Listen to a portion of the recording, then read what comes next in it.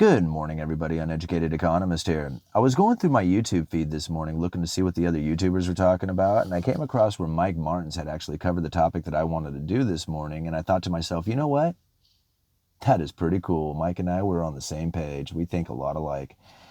And now I have to thank Mike because he promoted my channel about a year ago, and it has been steadily growing ever since. And I just don't feel that the channel would have gotten as big as it is today had he not done that. So thank you, Mike. I really appreciate it. YouTube has been a life-changing thing for me, and I've learned so much over the last year. I just can't thank you enough.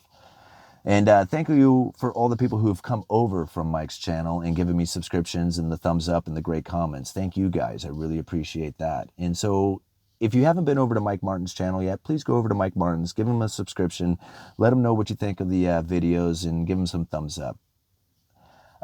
Talking about Argentina this morning. Argentina has limited the amount of U.S. cash that you can pull from your bank account down to $200. And now this is something that we see take place anytime that there is ever a currency crisis or a concern, or anytime that there is a devaluation of your currency or of a local currency that starts getting to the extreme where people are like getting panicked about whether or not they should keep their money in their local currency. You start seeing them flood into the U.S. dollar. Why? Because the U.S. dollar is the king dollar. It is today and it will be tomorrow. Now, regardless of what Russia and China and everybody else around the world is doing, the U.S. dollar is the #1 world reserve currency, and that's not going to change, at least not yet. Now, it may here in the next year or 2 or 5 years or wherever it takes. As far as tomorrow goes, the U.S. dollar is still king. And Argentina sees that, and they don't want their currency to become any weaker than it already is, so they have limited the amount of dollars, U.S. dollars, that the people can transfer their wealth into. So it's this type of environment that you usually see gold doing very well, which you are. You're seeing gold do very well in Argentina, but you're also seeing Bitcoin excel. Now, even though the central bank over there has restricted the way that you can purchase Bitcoin using debit cards and credit cards, the overall transactions in Bitcoin have reached their all-time high in Argentina. It just goes to show that Bitcoin loves crisis. It loves currency crisis environments, and Argentina is no different. Now, for those of you who totally want to dismiss cryptocurrencies, think it's a sham, there's no point even discussing it, might as well just get it out of your head and get rid of them and just forget about them now.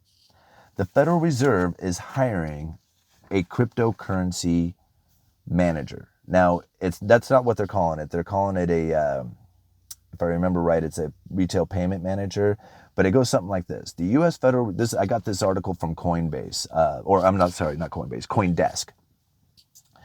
And the title of it, I believe it was U.S. Federal Reserve hiring retail payments manager to research digital currencies. So it pretty much explains it right there. The U.S. Federal Reserve is hiring a manager to oversee its traditional payments section, while adding new responsibilities to the role, including research how to integrate digital currencies, stablecoins, and distributed ledger technologies. So in this article, there is a link right at the very beginning of the article that'll lead you to the Federal Reserve, where you can apply for this job to be a retail manager to try and integrate the digital currencies into the retail payment system.